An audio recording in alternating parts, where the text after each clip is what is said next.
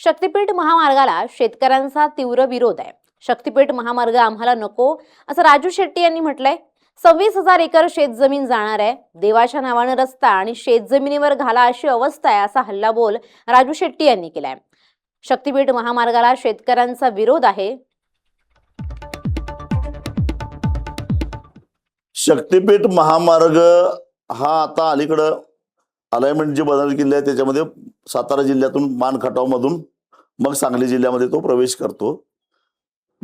शक्तीपीठ महामार्ग विरोधी आमची समन्वय समिती आहे. ते 12 जिल्ह्यात मध्ये सगळे आमचे समन्वयक नेमलेले आहेत आणि आम्ही एकत्रित सगळा निर्णय घेतोय.